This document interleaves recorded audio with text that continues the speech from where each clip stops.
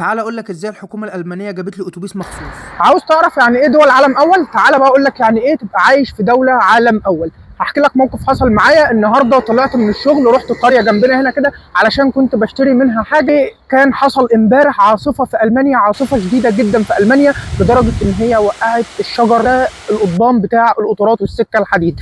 المهم خدت الاتوبيس من بعد الشغل وطلعت على محطه القطر، لقيت القطارات كلها واقفه بسبب العاصفه اللي حصلت امبارح زي ما قلت لك. عملت ايه؟ خدت اتوبيس ورحت لحد القريه اللي جنبنا دي. القريه اللي جنبنا ديت بتبعد حوالي 16 ل 20 كيلو متر، يعني المنطقه اللي انا كنت فيها. اخر اتوبيس اخدته من هنا ورحت بيه، وبعد كده ده كان اخر اتوبيس هيطلع من هناك يرجع تاني على المدينه اللي انا فيها. خلصت مصلحتي وخلصت دنيتي وقمت يا معلم ايه راجع تاني على محطه القطر علشان اركب القطر وارجع، لان مفيش اتوبيسات.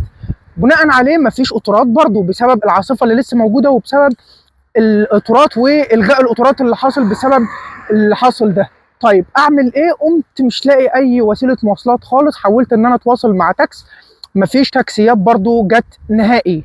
طيب اعمل ايه؟ قمت متصل بالدويتشه بان شركه القطارات وحكيت لهم الوضع اللي انا فيه ده، بستفسر عن ازاي او امتى القطارات او القطر اللي جاي هيرجعني المدينه اللي انا فيها. بالقطر المسافه حوالي 10 دقائق. قالت لي طيب هنشوف ونقول لك. قلت لها انا حاولت اتواصل مع تاكس، وحتى التاكس قال لي هاخد حوالي ساعه ونص على بال ما اجي، والاجره هتكون فوق ال 75 يورو. قاموا يا مولانا ببص لقيتها شويه وبتكلمني بتقول لي هو للاسف مفيش قطارات النهارده والقطارات مش هتطلع النهارده، فبناء عليه احنا هنطلع لك اتوبيس مخصوص يطلع من المدينه بتاعتك يجي ياخدك من مكانك يرجعك تاني المدينه اللي انت عايز تروحها بدون ما تدفع ولا سنت واحد. وبالفعل حصل، وزي ما انت شايف انا قاعد في الاتوبيس ولوحدي تماما حرفيا، والاتوبيس جه وقلت له هتسوق لحد المدينه الفلانيه، وركبت وعادي وزي الفل. وزي ما انت شايف انا قاعد في الاتوبيس. طبعا جه في بالي ان في الوقت ده انا حرفيا عايش في دوله عالم اول. مش كلام وخلاص بقى ولا شعارات، ولا هو الدول بتتقدم بايه.